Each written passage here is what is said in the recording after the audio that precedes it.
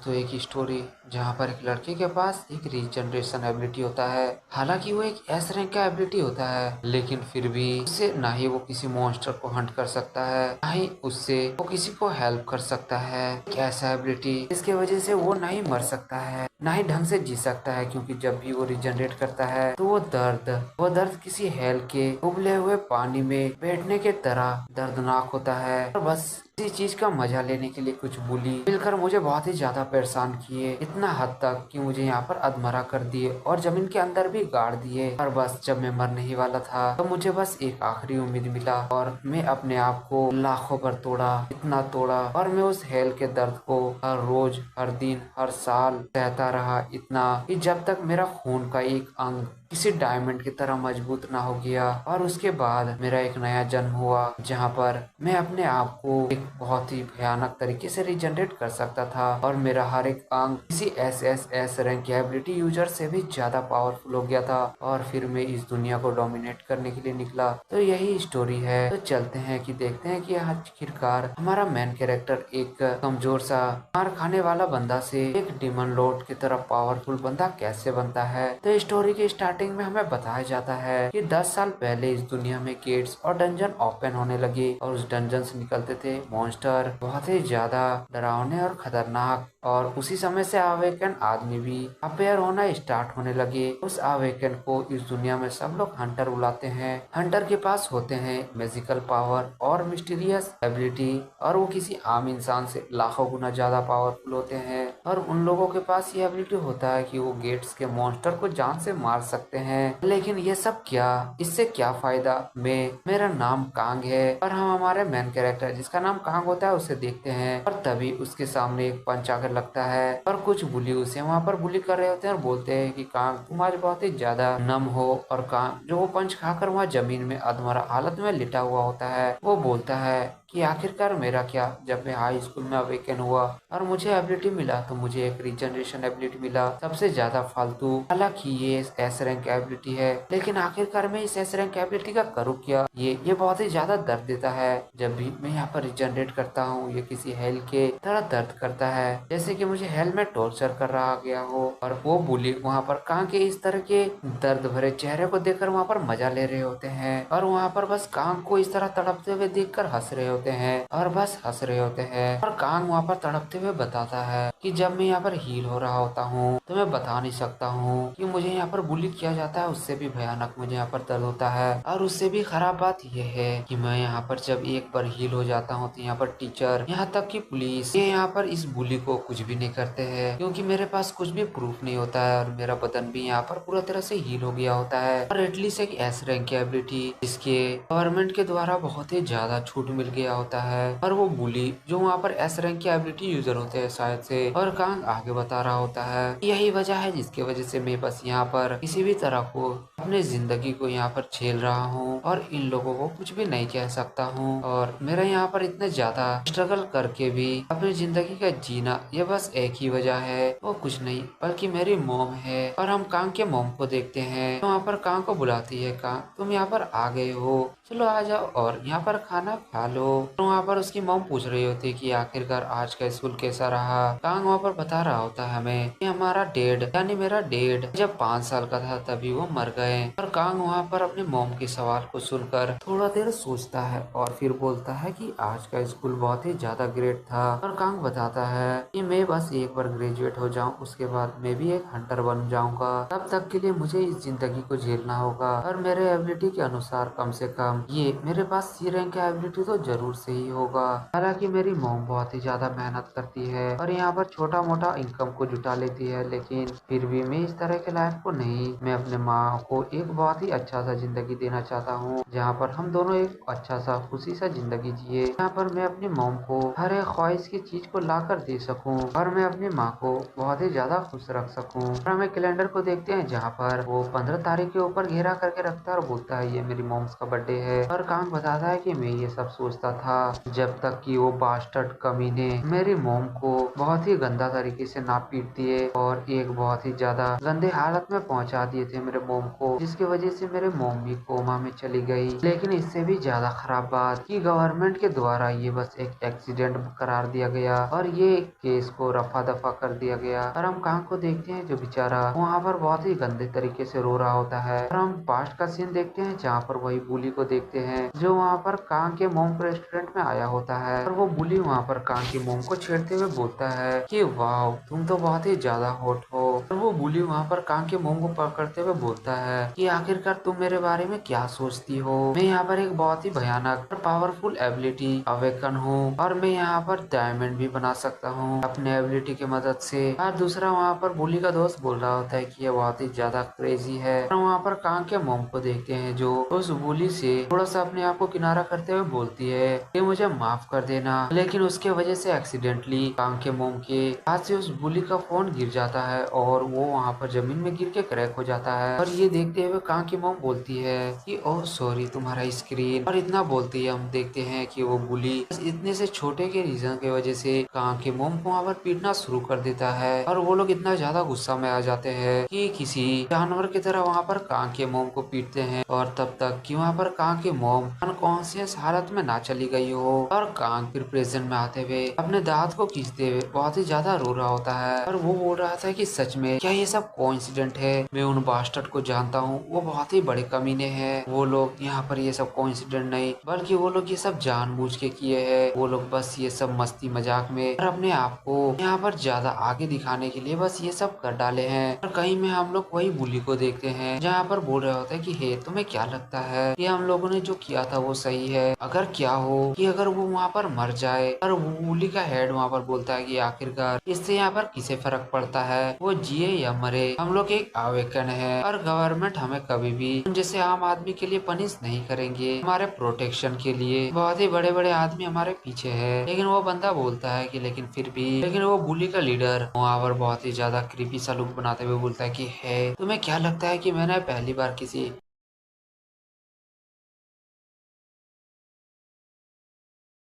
आदमी को इस तरह पीटा है, आखिरकार तुम इतना ज्यादा क्यों सोच रहे हो? लेकिन तभी हम एक आदमी को देखते हैं जो वहाँ पर उन लोग के हाथ में सबके सामने आते हुए बोलता है कि ओ आखिरकार तुमने ये क्यों किया? और वो बुल्ली वहाँ पर पूछ रहे होते हैं कि आखिरकार तुम कौन हो? और देखते हैं कि वो कांग होता है और कांग वहाँ पर रोते हुए बोलता है कि आखिरकार क्यों तुम लोगों ने ये क्यों किया? और वो बुल्ली अभी भी बोल रहे थे कि हे आखिरकार तुम क्या बोल रहे हो और यहाँ पर तुम क्या बात कर रहे हो? और कांग वहाँ पर बौखलाते हुए बोलता है कि आखिरकार तुमने यहाँ पर मेरे मोम को इस तरह क्यों पीटा? आखिरकार वो तुम्हारा क्या बिगाड़ी थी? तुम कमीने बास्टर्ड कहीं के, आखिरकार तुम अपने एबिलिटी को दिखाने के चक्कर में मेरी मॉम को इस तरह क्यों पीटे? और ये देखते हुए बुली वहाँ पर बहुत ही ज्यादा काम होते हुए बोलता है कि ओहो तो वो तुम्हारी मॉम थी, हमें ये चीज मालूम नहीं था। वो सच में बहुत ही ज्यादा यंग दिख रही थी और मैं सच बताऊं मैं तो उसके प्यार में ही लगभग पड़ गया था। और ये सब सुन के बेचारा कांग वहाँ पर बहुत ही ज्यादा गुस्सा हो रहा होता है और रो भी रहा होता है। और वो दौड़ते हुए वहाँ पर उन एबिलिटी यूजर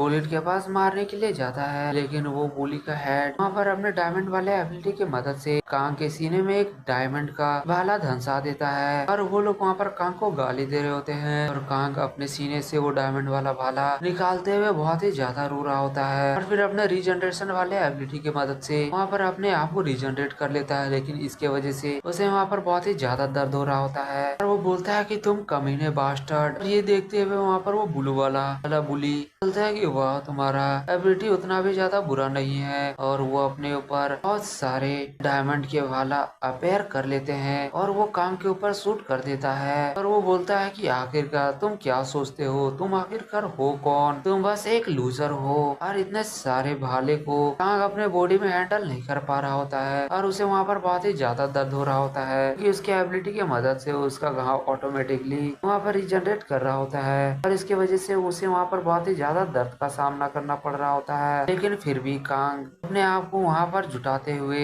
उन कमीनों को वहाँ पर गाली दे रहा होता है। और बेचारा कांग का हालत किसी जोम्बी की तरह वहाँ पर हो गया होता है, ना ही वो जिंदा ना ही वो मुर्दा होता है। और बुलिड वहाँ पर बोलता है कि वाकई में ये लड़का यहाँ पर बहुत ही ज्यादा डिटरमाइंड है, इतने ज्यादा थॉर्न यहाँ पर धंसने की वजह वजह के बाद भी ये यहाँ पर हमें मारने के लिए आगे बढ़ रहा है। इसे यहाँ पर दाद देना होगा। कांग वहाँ पर बढ़ते हुए एक बुली के चमचे के पास जाने का कोशिश करता है, लेकिन वो चमचा भी वहाँ पर बहुत ही अच्छा और ताकतवर एबिलिटी यूजर होता है और वो अपने फायर कंट्रोल एबिलिटी के मदद से वहाँ पर कांग को जला डालता है। और देखते हैं कि वो बुलेट वहाँ पर कांग को उसी हालत में छोड़ के वहाँ से आगे बढ़ने लगते हैं, लेकिन कांग इतना ज्यादा गंदा हालत में होने की वजह के बाद भी वो वहाँ पर उस बुलेट का पैर पकड़ लेता है और बोलता है कि आखिरकार तुम क्या सोच रहे हो, तुम यहाँ पर से कैसे जा सकते हो, तुम्हें यहाँ पर से जाने का इजाजत कौन दे दिया। और ये देखकर वहाँ पर बुलेट बहुत ही ज्यादा गुस्सा हो जाता है और अपने हाथ को डायमंड में कन्वर्ट करते हुए बोलता है कि तुम फकिंग बास्टर्ड कहीं के, आखिरकार तुम अपने गंदे हाथों से मेरे पैर को कैसे पकड़ सकते हो।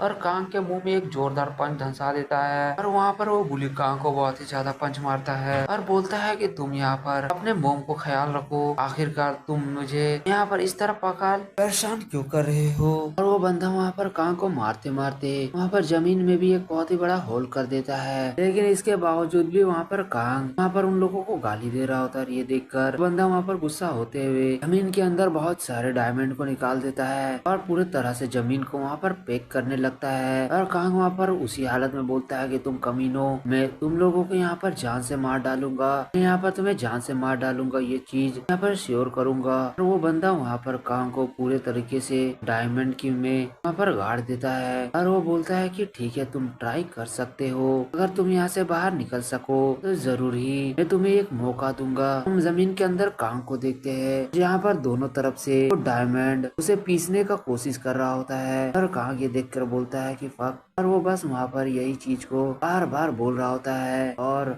डायमंड को वहाँ पर से अपने से दूर करने का कोशिश करता है, लेकिन वो डायमंड उसके पेट पैर हाथ सब तरफ धंस जाते हैं, जिसकी वजह से उसे वहाँ पर बहुत ही ज्यादा दर्द हो रहा होता है और वो वहाँ पर बहुत ही गंदे तरीके से चीख रहा होता है। और वो डायमंड को अपने से दूर रखने के लिए कांग उस डायमंड के ऊपर सिर्फ पंचिंग कर रहा होता है, लेकिन क्योंकि डायमंड बहुत ही ज्यादा हार्ड होता है और कांग के पास बस एक नॉर्मल बॉडी होता है, कांग वहाँ पर ऐसे ही वहाँ पर डायमंड को हिट करता है, डायमंड उसके हाथ में धंस जाते हैं। और कांग बोलता है कि ये डायमंड है, यहाँ पर से बाहर निकलने का मेरा कोई भी रास्ता नहीं है, ये बहुत ही ज्यादा खराब है, मैं यहाँ से बाहर नहीं निकल सकता हूँ, यहाँ पर जरा सा भी हवा नहीं है। और कांग वहाँ पर अनकॉन्शियस होने वाला होता है, लेकिन उसका रिजनरेशन एबिलिटी की मदद से फिर उसका घाव रिजनरेट हो रहा होता है और वो वहाँ पर मर भी नहीं पा रहा होता है। और जैसे ही वो वहाँ पर रिजनरेट हो रहा होता है, उसका बदन में फिर से वो डायमंड धंस जाते हैं और उसे वहाँ पर बहुत ही ज्यादा पेन हो रहा होता है, ऐसा पेन जिसका कोई अंत ही ना हो। हर एक मोमेंट उसे वहाँ पर पेन हो रहा होता है, मानो को एक ऐसा केज में कैद हो गया हो जहाँ पर सिर्फ दर्द हुए।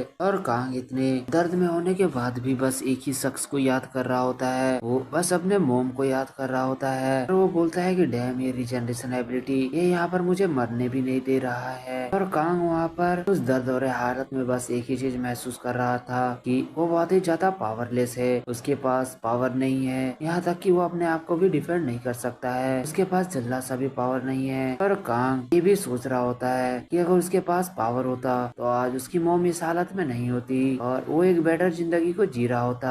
लेकिन आखिरकार ये सब मेरे साथ ही क्यों, आखिरकार मैं ही क्यों, इस जगह में मैं ही क्यों हूँ, मुझे इस जगह से निकलना होगा, मुझे फर्क नहीं पड़ता है, मुझे यहाँ से निकलना होगा, मुझे यहाँ से निकल के उन कमीनों को मजा भी चखाना है, मुझे उन लोगों से बदला लेना है तो मुझे इस हालत में छोड़े है, मैं यहाँ पर मर नहीं सकता हूँ, मुझे फर्क नहीं पड़ता है कि ये कितना ज्यादा वक्त लेता है, मैं यहाँ पर आखिरी दम तक कोशिश करूंगा, मैं यहाँ से बाहर निकलूंगा और वो भी जिंदा, मैं यहाँ से जिंदा बाहर निकलूंगा। और ये बोलते हुए वहाँ पर कांग डायमंड को पंच मार रहा होता है, हालांकि इससे उस डायमंड को कुछ भी फर्क नहीं पड़ रहा होता है और उल्टा उसी को हर्ट हो रहा होता है। फिर हम बाहर का सीन देखते हैं और हम देखते हैं एक जगह जहाँ पर टीवी में न्यूज रिपोर्टर बोल रहा होता है कि आज हम लोग यहाँ पर हंटर से लाइव ब्रॉडकास्ट में बात करने वाले हैं और हम लोग यहाँ पर फेमस एस रैंक हंटरों के साथ बैठे हुए हैं। और वो रिपोर्टर वहाँ पर बताता है कि आप 3 फेमस एस रैंक के हंटर, आपका काइंडनेस के लिए बहुत बहुत शुक्रिया। और वहाँ पर रिपोर्टर उन तीनों हंटर को बहुत ही ज्यादा वहाँ पर तारीफ कर रहा होता है और वहाँ पर वो तीनों हंटर बोल रहा होता है कि मैं जब भी यहाँ पर किसी आम आदमी को मदद करता हूँ तो मुझे बहुत ही ज्यादा अच्छा महसूस होता है और मैं उस मूवमेंट को बहुत ही ज्यादा एंजॉय करता हूँ। और हम देखते हैं कि ये और कोई नहीं बल्कि वही तीनों बुली हंटर होते हैं और यहाँ पर अपने झूठी तारीफ करते हुए वो लोग बहुत ही ज्यादा प्राउड फील कर रहे होते हैं और ऑडियंस भी ये सब देखकर वहाँ पर लोगों को बहुत ही ज्यादा इंकरेज इंकरेज कर रहे होते हैं और बोलते हैं वाकई में ये तीनों बहुत ही ज्यादा अमेजिंग है। और वहाँ पर रिपोर्टर बोलता है कि मेरे पास और एक सवाल है, मैंने सुना था कि 5 साल पहले आपने किसी सिविलियन को हर्ट किया था क्योंकि आप अपने एबिलिटी के कुछ ज्यादा ही ओवर एज में आ गए थे। और ये सुनकर वहाँ पर वो बंदा यानी वो एबिलिटी यूजर कुछ देर के लिए खामोश होता है और फिर वो बुलेट वहाँ पर रोते हुए बोलता है कि वो मेरी फ्रेंड की बहुत ही वो मेरे फ्रेंड की मॉम थी और मैं जब भी इस मोमेंट को याद करता हूँ मैं अपने आप को रोने से नहीं रोक पाता हूँ। वो स्टूडेंट का समय था जब मैं एक स्टूडेंट हुआ करता था और उस समय मेरे एबिलिटी पे मेरा उतना अच्छा कंट्रोल नहीं हुआ करता था और इसके वजह से मैं हमेशा से इस चीज का गुनहगार रहूंगा। मैं हमेशा उसे माफी मांगता हूँ और मैं फिर से आप लोगों से इसके लिए माफी मांगता हूँ। I am really sorry. और ये बंदा वहाँ पर बोल ही रहा होता है तभी उसके पास एक दरवाजा उड़ते हुए आता है। देखते हैं कि दरवाजे के पास एक आदमी होता है। दरवाजा फेंक कर उसी एबिलिटी यूजर के पास मतलब वही बुलेट पास मारता है, लेकिन एंड समय में वह एबिलिटी यूजर अपने आप को डिफेंड कर लेता है। उस बंदे को वहाँ पर देखकर सब आदमी वहाँ से भागने लगते हैं, बोलते यहाँ तो एक मॉन्स्टर आ गया है, जल्दी से यहाँ से भागो। और हम उसी मॉन्स्टर की तरह आदमी को देखते हैं जो धीरे धीरे वहाँ पर उस बुली की तरफ बढ़ता है और फिर अचानक ही अपने स्पीड से आते हुए उस डायमंड एबिलिटी यूजर के पास पहुंच जाता है। और फिर हमें पास्ट में ले जाया जाता है जहाँ पर कांग उसी गड्ढे में होता है और बोलता है कि आखिरकार कितना वक्त बीत गया है, क्या बस एक मंथ या फिर कुछ साल, लेकिन कुछ भी हो यहाँ पर इस डायमंड में जरा सा भी स्क्रैच भी नहीं आया है और यहाँ पर कुछ चेंज हुआ है। मेरा रीजनरेशन एबिलिटी पहले से ज्यादा अलग है। मैं यहाँ पर फील कर सकता हूँ बार बार डायमंड में हिट करने की वजह से और इंजर्ड होने की वजह से मेरा रीजनरेशन एबिलिटी अपने आप ट्रिगर हो जाता है और ये पहले से ज्यादा पावरफुल हो गया है। मेरा एक्सक्लेटन भी बाहर आने लगे हैं। मैं अपने पूरे बॉडी को बार बार डिस्ट्रॉय कर रहा हूँ और फिर रीजनरेट कर रहा हूँ। ये बहुत ही ज्यादा पेन है। मेरा खून, मेरा हर एक फ्लैश, मेरा बोन, हर चीज बार बार यहाँ पर डिस्ट्रॉय हो रहा है। और जब भी मैं अपने आप को रीजनरेट कर रहा हूँ ये बहुत ही ज्यादा दर्दनाक है। ये मौत से भी ज्यादा बदतर है। इसके बावजूद भी मैं यहाँ पर कंटिन्यू हूँ और फिर मेरा सीन प्रेजेंट में आ जाता है जहाँ पर उस मॉन्स्टर जैसे आदमी का पंच डायरेक्ट जाकर उस डायमंड वाले एबिलिटी यूजर के मुंह में लगता है और वो सीधा जाकर पीछे दीवार में जाकर गड़ जाता है। और ये देखकर तो वहाँ पर दोनों चमचे भी बहुत ही ज्यादा हैरान होते हैं और उन लोगों का आँख फटा का फटा रह जाता है और वो लोग वहाँ पर उसी मॉन्स्टर तरह इंसान को देख रहे होते हैं और हम उस स्केलेटन मॉन्स्टर को देखते हैं जो और कोई नहीं बल्कि कांग होता है, जो इतने साल मेहनत मुकस्सद करने के बाद अपने आप को ट्रांसफर करके इस तरह के रूप में ले आया होता है। और वो डायमंड वाले एबिलिटी यूजर को इतना गंदा मार खाते हुए देखकर बेचारा उसके दोनों चमचे का तो फट के हाथ में आ गया होता है और वो लोग बहुत ही ज्यादा घबराए हुए होते हैं। और कांग वहाँ पर बहुत ही बड़े अंदाज में बोलता है कि मैं बाहर आ चुका हूँ, तुम फकर्स कहीं के। और ये सब देखकर वहाँ पर वो बुली का चमचा अपने फायर एबिलिटी को यूज करते हुए वहाँ पर कांग को जलाने का कोशिश करता है और वो डायमंड वाला एबिलिटी यूजर भी वहाँ पर किसी तरह करके खड़ा होने का कोशिश कर रहा होता है, लेकिन इतना जोर फायर खाने के बाद भी कांग वहाँ पर बस मुस्कुरा रहा होता है मानो कि उसे वहाँ पर उस फायर से कोई फर्क ही न पड़ा हो। और वो वहाँ पर आगे बढ़ते हुए उस फायर एबिलिटी यूजर वाले को गला काट देता है। बस उस बेचारे का तो यहाँ पर कहानी खत्म हो जाता है और अपने आंखों के सामने अपने दोस्त का इतना बेरहमी से मरते हुए देखकर बेचारे उन दोनों का आँख खुला का खुला रह जाता है मानो उन्हें तो वहाँ पर हवा भी ना लगा हो। और उसका दोस्त का गला वहाँ पर कट गया और ये देखकर अपने मुंह में जो बेचारा वहाँ पर बूमर खा रहा होता है और उसके पास अर्थ का पावर होता है, वो अपने अर्थ पावर यूज करते हुए वहाँ पर कांग को मारने का कोशिश करता है और वो वहाँ पर कांग के ऊपर एक अटैक कर देता है। लेकिन कांग वहाँ पर ये देखकर बहुत ही ज्यादा गुस्सा हो जाता है और बस अपने एक ही पंच में उस अर्थ वाले एबिलिटी यूजर के वहाँ पर बनाए गए सील को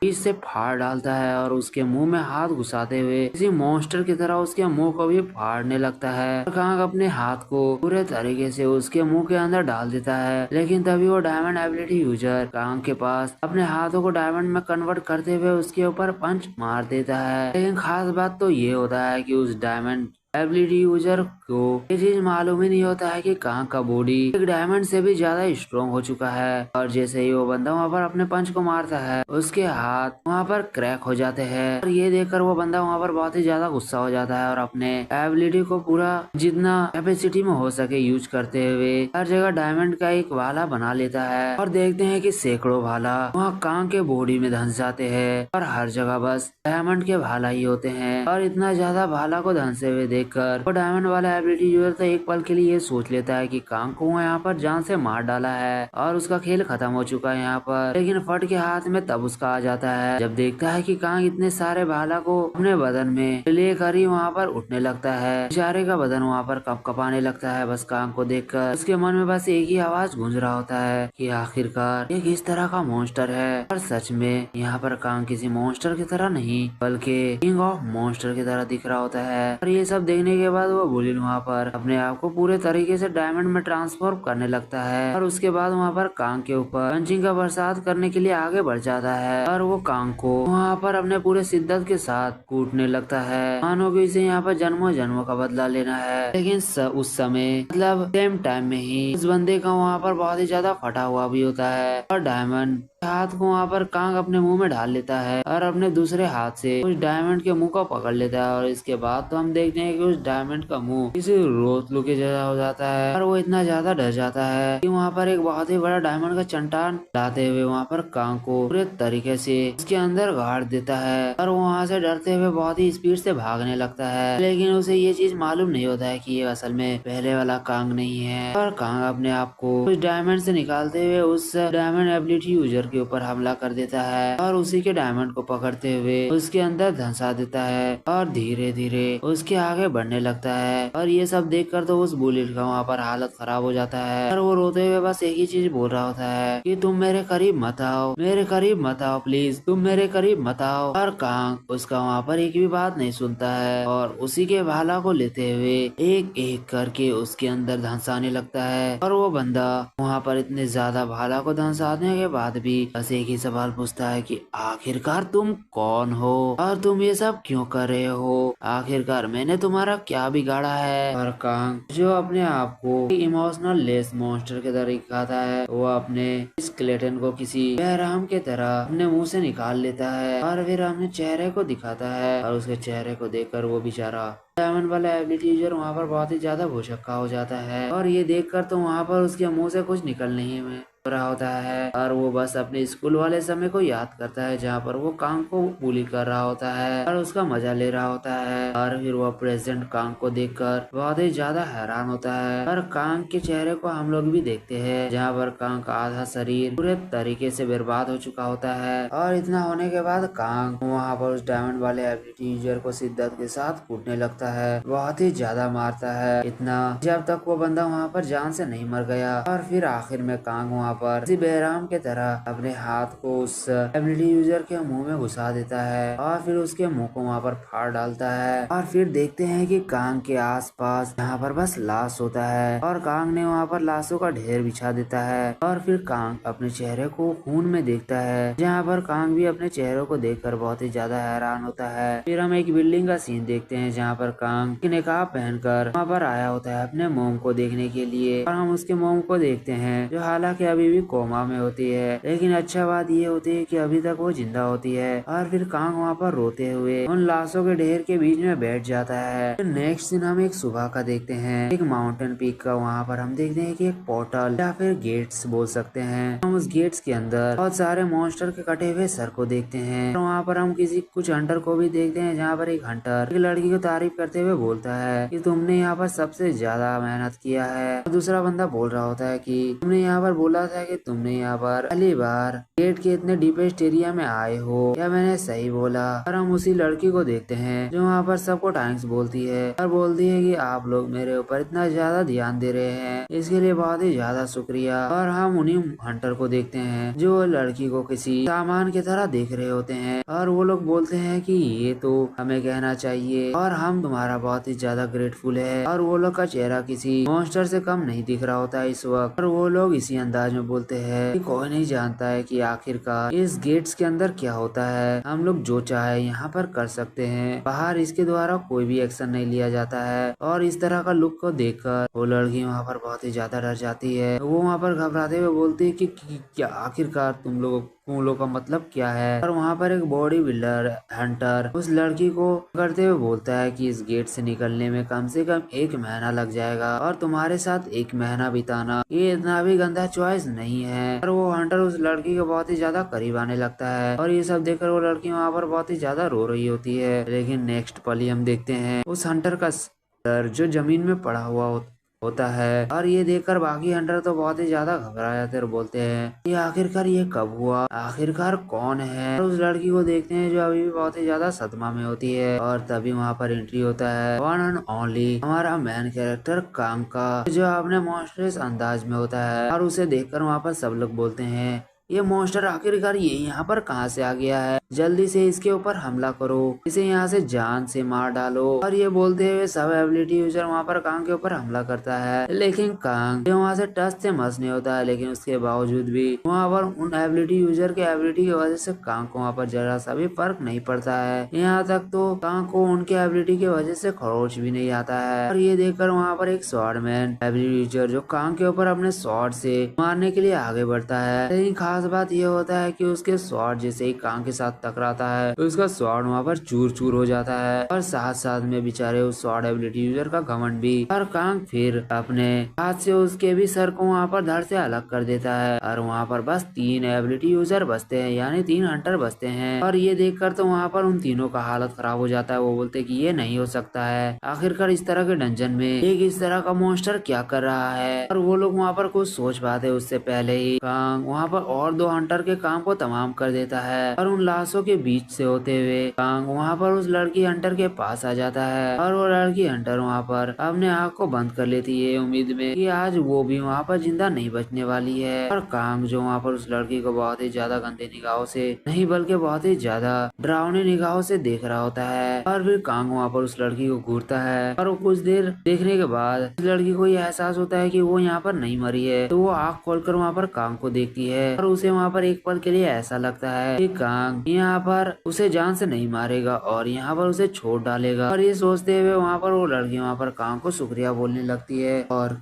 वहाँ पर कांग को सोचती है कि वहाँ पर कांग उसे नहीं मारा है और उसके लाइफ को बचाने के लिए आया है। लेकिन नेक्स्ट वाली कांग वहाँ पर किसी बेरहम की तरह उसके भी गला को काट देता है। यस ब्रो, यहाँ पर कांग हमारा एक सिग्मा मेल है और उसका पास्ट भी बहुत ही ज्यादा गंदा बीता है। तो कांग यहाँ पर किसी पर भी भरोसा नहीं करता है। और फिर हम पास्ट का सीन देखते हैं जहाँ पर कांग उन बुली बंदे को मार कर रोते हुए बैठा हुआ होता है। तभी वहाँ पर एक आवाज आता है कि अमेजिंग, आखिरकार तुम्हें यहाँ पर कैसा महसूस हो रहा है अपने इतने साल पुराना बदला को लेने के बाद। हम गेट में देखते हैं एक आदमी को और उसे वहाँ पर देखते हुए कांग बोलता है कि आखिरकार तुम कौन हो। और हम देखते हैं कि वो एक लड़की होती है। वो बोलती है कि मैं कोरियन एसोसिएशन हेड हूँ। और एसोसिएशन मतलब हंटर एसोसिएशन। और वो वहाँ पर बताती है कि मेरा नाम जियोना है। और कांग वहाँ पर पूछता है कि आखिरकार तुम मुझे यहाँ पर कैसे जानती हो। तो वो जियोना बताती है कि मैं यहाँ पर शुरू से तुम्हें देख रही हूँ, यहाँ तक कि मुझे वो 5 साल पहले वाला भी इंसिडेंट मालूम है। और ये सुनते हुए वहाँ पर कांग एक पल का भी देरी नहीं करता है और सीधा ही उसके ऊपर हमला करने के लिए आगे बढ़ जाता है। लेकिन तभी जियोना वहाँ पर बताती है कि तुम्हारी मदर, मैंने उसका लाइफ यहाँ पर बचा लिया है। और ये सुनते ही वहाँ पर कांग अपने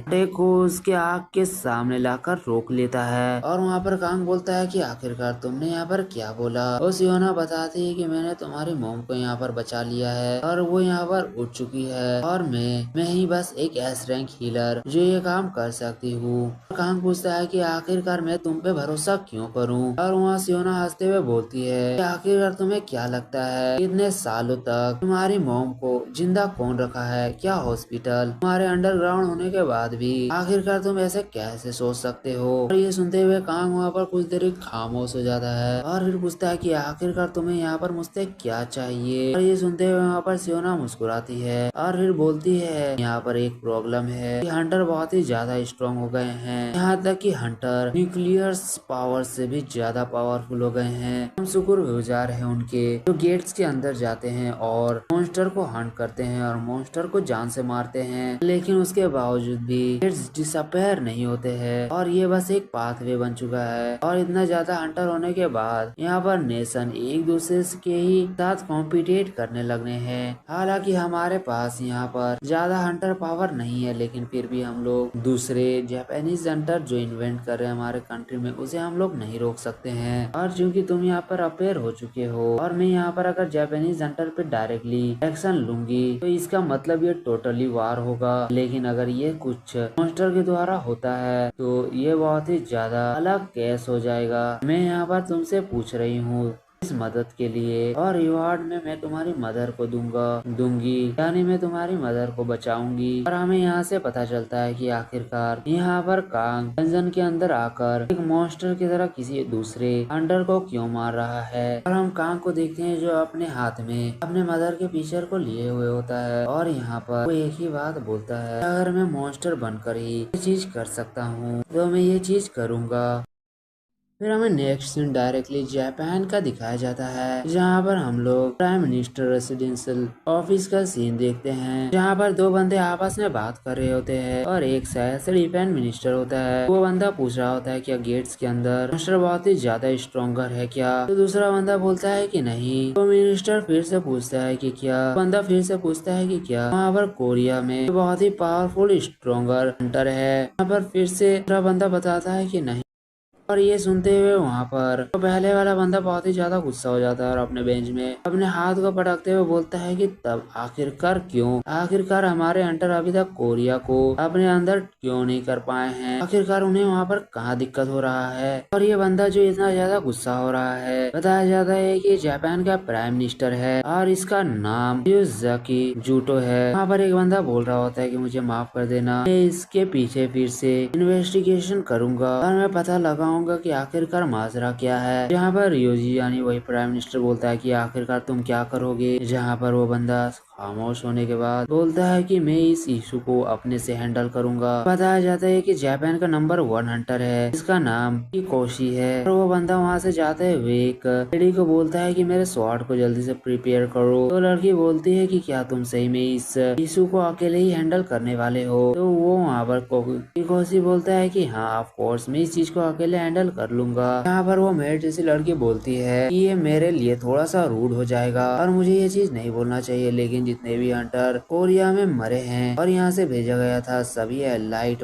हंटर हैं। आखिरकार क्यों नहीं तुम और मॉन्स्टर और हंटर्स को लेकर साथ में जाते हो। और ये सुनते हुए वहाँ पर कोशी अपने ऑरा को निकालते हुए बोलता है कि क्या तुम्हें यहाँ पर लगता है कि मैं कोई ऐसा हूँ जिसे वो यहाँ पर रोक सकता है। और ये सुनने के बाद वो मेड वहाँ पर बहुत ही खामोश हो जाती है और बोलती है कि मुझे माफ कर देना। फिर हमें नेक्स्ट सीन में डायरेक्टली एक डंजन यानी एक गेट्स का सीन दिखाया जाता है, और गेट्स के अंदर हम देखते हैं कोसी को बोल रहा होता है कि ये यूजलेस बास्टर आखिरकार क्या यहाँ पर लोग आके इस तरह के मॉन्स्टर को नहीं मार पाए। और किसी के सामने हम देखते हैं कि कुछ कमजोर से मॉन्स्टर आ रहे होते हैं। यहाँ पर किकोसी बस अपने छोटे मोटे अटैक से ही वहाँ पर उन मॉन्स्टर को आधा आधा काट रहा होता है, लेकिन जब जैसे ही किकोसी अंदर जाता है वहाँ पर किसी चीज को देखकर वो बहुत ही ज्यादा हैरान होता है। वो बोलता है कि आखिरकार ये यहाँ पर क्या है और यहाँ पर ये क्या बैठा हुआ है। और हम देखते हैं वहाँ पर कांग को जो हजारों हंटर के लाशों के ऊपर किसी डीमन किंग की तरह बैठा हुआ होता है। और ये देखकर वहाँ पर किकोसी बहुत ही ज्यादा गुस्सा हो जाता है और अपने बहुत ही ज्यादा ऑरा को वहाँ पर रिलीज करने लगता है, और अपने हैंड को वहाँ पर स्वॉर्ड को में कन्वर्ट करते हुए वहाँ पर कांग के ऊपर हमला कर देता है। लेकिन कांग भी अपने स्केलेटन की मदद से आसानी के साथ उसके अटैक को डॉज कर लेता है। और ये देखकर वहाँ पर किकोसी का बहुत ही ज्यादा मूड खराब हो जाता है। वो बोलता है यहाँ पर तुम्हारा इतना हिम्मत कि तुम मेरे स्वॉर्ड की अटैक को ब्लॉक कर सको। और ये देखते हुए वहाँ पर किकोसी अपने एक हाथ से वहाँ पर कांग के सीने में बहुत ही कस के पंच मारता है, और अपने दूसरे हाथ में स्वॉर्ड को निकालते हुए फर्स्ट मून स्लैश को वहाँ पर कांग के ऊपर कर देता है। और ये अटैक वाकई में इतना ज्यादा पावरफुल होता है कि कांग भी घसीटते हुए बहुत ही ज्यादा दूर फेंका जाता है। और कांग वहाँ पर अपने आप को संभाल पाता है उससे पहले ही वहाँ पर किकोसी आते हुए सेकेंड मून स्लैश के ऊपर कांग के ऊपर कर देता है। और इस सेकेंड मून स्लैश की वजह से हम देखते हैं कांग के स्केलेटन बॉडी भी वहाँ पर कट जाते हैं, और कांग वहाँ पर बाहर जाकर यानी बहुत ही दूर जाकर दीवार में धंस जाता है। और वहाँ पर किकोसी अपने थर्ड अटैक को लाते हुए बोलता है कि वाकई में तुम्हारा ये एक्सोस्केलेटन और एक्सोस्केलेटन वही है जो असल में मसल्स को फाड़ कर वो बॉडी के बाहर आ चुका है। तो वहाँ पर किकोसी बोलता है कि वाकई में तुम्हारा एक्सोस्केलेटन बहुत ही ज्यादा पावरफुल है, यहाँ पर मैं भी इस चीज का तारीफ कर रहा हूँ। ये बोलते हुए किकोसी वहाँ पर कांग के ऊपर थर्ड मून स्लैश को कर देता है, लेकिन कांग एन वक्त पे उसके थर्ड मून स्लैश को वहाँ पर डॉज कर लेता है और अपने स्केलेटन के मदद से वहाँ पर किकोसी के ऊपर हमला कर देता है। और इस चीजों को देखकर किकोसी भी वहाँ पर बहुत ही ज्यादा हैरान होता है, लेकिन कांग का अटैक उसे वहाँ पर टच कर पाता उसके पहले ही वहाँ पर किकोसी उसके यानी कांग के स्केलेटन को वहाँ पर अपने स्वॉर्ड की मदद से काट डालता है। और किकोसी वहाँ पर बोलता है माफ कर देना, लेकिन तुम्हारे डायमंड इतने मजबूत। स्केलेटन भी मेरे स्वॉर्ड के सामने कुछ भी नहीं है। मेरा स्वॉर्ड आराम से इस चीज को काट सकता है। वहाँ पर कियोशी कांग को मारने के बाद अपने स्वॉर्ड को रखते हुए जाते हुए बोलता है कि मुझे उम्मीद नहीं होता है कि वो लोग किसी इस तरह की मॉन्स्टर से हार गए हैं। और वहाँ पर कियोशी को लगता है कि कांग को वहाँ पर मार दिया है, लेकिन कांग का असल एबिलिटी तो अब यहाँ पर शुरू हुआ है। और कांग वहाँ पर अपने कटे हुए सिर को ही बोलता है कि ये कितना ज्यादा बुरा है। और कांग अपने फादर को याद करते हुए बोलता है कि डैड वो हमेशा ही बिजी रहते थे अपने वर्क के वजह से, लेकिन इतना बिजी होने के बाद भी वो बहुत ही ज्यादा नरम दिल और बहुत ही ज्यादा फ्रेंडली थे। और यही चीज मुझे अपने फादर का बहुत ही ज्यादा पसंद था। और हम देखते हैं कहीं पर कांग छोटे कांग को अपने मोम के साथ होता है और उसके फादर जो उसके लिए मिठाई लेके आए हुए होते हैं। और ये देखकर वहाँ पर छोटा कांग दौड़ते हुए अपने फादर के पास जा रहा होता है, लेकिन तभी हम देखते हैं कि रोड के बीच में एक ट्रक आता है। और ये देखते हुए कांग के फादर वहाँ पर अपने मिठाई के डब्बे को दो छोड़ते हुए वहाँ पर बहुत ही तेजी से भागते हैं। और कांग बताता है लेकिन वो मर गए और ये सब का वजह बस मैं था। और देखते हैं कि कांग के बजाने के वजह से वहाँ पर कांग के फादर एक्सीडेंट हो गए होते हैं और वहाँ पर बस में टक्कर खाने की वजह से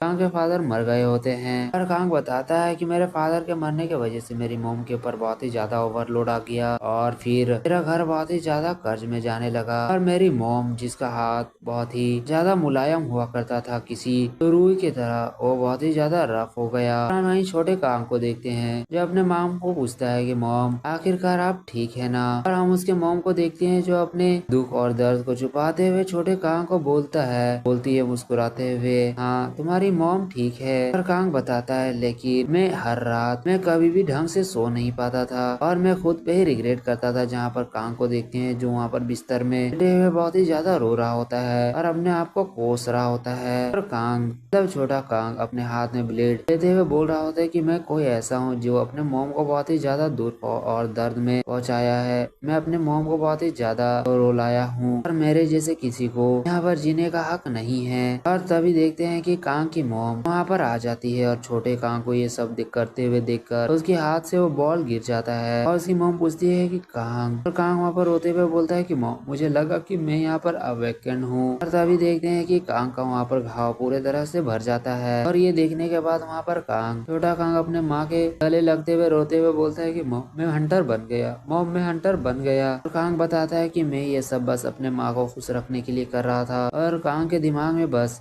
उसके मोम के ही बुरा इमेज आ रहा होता है जब उसकी मोम कोमा में होती है। हम प्रेजेंट में कांग को देखते हैं, एक पल पहले अनकॉन्शियस था, लेकिन एक पल बाद ही उसका वहाँ पर आँख खुल जाता है। फिर हमें पास्ट में एसोसिएशन सियोना का ही सीन दिखाया जाता है जहाँ पर वो कांग को बता रही होती है ये दुनिया का बैलेंस ऑलरेडी बहुत ही ज्यादा गंदा हो चुका है। दुनिया का बहुत सारा नेशन हंटर के द्वारा कॉन्कर किया गया है और अभी हमारा सबसे बड़ा एनिमी जापान है और इसीलिए मैं तुमसे यहाँ पर मदद मांग रही हूँ। प्लीज तुम यहाँ पर मॉन्स्टर बन के हमारा मदद करो। हम प्रेजेंट में वहाँ पर किकोशी को देखते हैं, वहाँ पर उसे आवाज आता है कि जापान का सबसे स्ट्रॉन्गेस्ट हंटर, लेकिन किकोशी को वो आवाज नहीं सुनाई देता। और वहाँ पर वो अपने स्वॉर्ड को रखते हुए बोलता है ये ऑलरेडी बहुत ही ज्यादा समय हो गया है, लगता है कि मुझे खुद से ही कोरिया जाना होगा। लेकिन तभी किकोशी को बहुत ही ज्यादा डर लग जाता है क्योंकि कुछ ऐसा देख लेता है इस चीज का वो कभी भी उम्मीद नहीं कर सकता था। यहाँ पर देखते हैं कि कांग असल में अपने मुंह से किकोशी को वहाँ पर काट रहा होता है और वहाँ पर किकोशी बोलता है कि मैंने तुम्हारे सर को धड़ से अलग कर दिया था, उसके बावजूद भी तुम आखिरकार जिंदा कैसे हो। और किकोशी जो जापान का नंबर 1 हंटर होता है वो वहाँ पर इस तरह डर जाता है मानो वो वहाँ पर किसी भूत को देख लिया हो। और वो जल्दी से वहाँ पर अपने स्वॉर्ड को निकालते हुए फिर से उस स्केलेटन यानी कांग के ऊपर हमला कर देता है और बोलता है कि तुम बास्टर्ड कहीं के। और वहाँ पर किकोशी किसी तरह का फॉर्मेशन बनाते हुए वहाँ पर कांग के इर्द गिर्द बहुत ही तेजी के साथ घूमने लगता है किसी हवा की तरह। और वहाँ पर अपने अटैक फैंटम ब्लेड को कांग के ऊपर कर देता है और कांग के ऊपर वहाँ पर सेकंड में ही सैकड़ों से ज्यादा स्वॉर्ड स्लेश लग जाता है। और किकोशी वहाँ पर जरा सा भी वक्त ना गवाते हुए अपने मोस्ट पावरफुल एक अटैक को जो ट्विंकल मून स्लाइस होता है वो वहाँ पर कर देता है कांग के ऊपर। और वो अटैक इतना ज्यादा पावरफुल होता है कि वहाँ पर सैकड़ों से ज्यादा स्वॉर्ड स्लेश कांग के ऊपर लग जाता है। और दिखाया जाता है कि ये स्वॉर्ड स्लेश इतना ज्यादा पावरफुल होता है कि उसका पावर इम्पैक्ट गेट के बाहर तक जाता है। और उसका पावर इम्पैक्ट इतना ज्यादा होता है कि गेट के बाहर जाते हुए जिस पहाड़ में वो गेट होता है उस पहाड़ को भी तहस नहस कर देता है।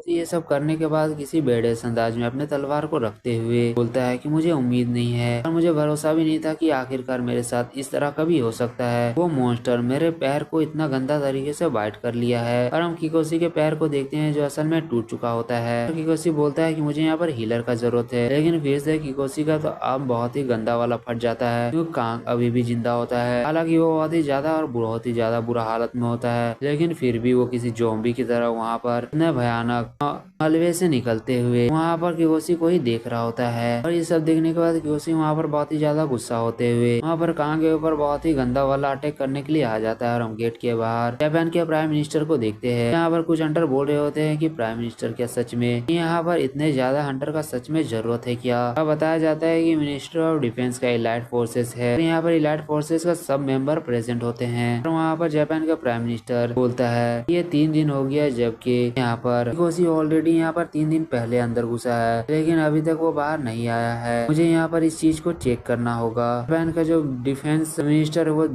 जापान का नंबर 1 हंटर है। और वहाँ पर जापान का प्राइम मिनिस्टर कुछ और बोल पाता से पहले वहाँ पर एक सर उसके पैर के सामने आकर लगता है और फिर गेट के साथ देखते हैं कि एक पैर जो गेट से निकल रहा होता है और ये और कोई नहीं बल्कि हमारा कांग होता है जो बहुत ही ज्यादा भयानक अंदाज से उस गेट से बाहर निकलता है। और ये देखने के बाद तो वहाँ पर जापान का प्राइम मिनिस्टर बहुत ही ज्यादा गुस्सा हो जाता है और वो वहाँ पर बहुत ही ज्यादा चीखने लगता है, चिल्लाने लगता है, लेकिन वो कुछ कर पाता उससे पहले ही कांग जो वहाँ पर उसके सर को धड़ से अलग कर देता है। और फिर हमें next scene Korean hunter association का दिखाया जाता है जहाँ पर कोई बोलता है कि आखिरकार तुम्हारा प्लान क्या है। वहाँ पर एक बंदे को देखते हैं जो बोल रहा होता है कि उसने यहाँ पर गेम के सन को मार डाला है, अगर वो यहाँ पर इस चीज को ढूंढ लेता है तो आखिरकार हम लोग क्या करेंगे। और हम देखते हैं कि असल में हंटर एसोसिएशन की हेड सियोना होती है, बोलती है कि अगर ऐसा हो जाएगा तो सिचुएशन बहुत ही ज्यादा गंदा होने वाला है। और वो वहाँ पर असिस्टेंट बोल रहा होता है कि लेकिन आखिरकार उसे जापान भेजना ये सही होगा या नहीं। लेकिन सियोना बोलती है क्या तुम यहाँ पर क्यूरियस नहीं हो कि आखिरकार अगर वो यहाँ पर जीत जाता है जापान का सबसे स्ट्रॉन्गेस्ट हंटर के अगेंस्ट, फिर हमें उसी गेट का सीन देखते हैं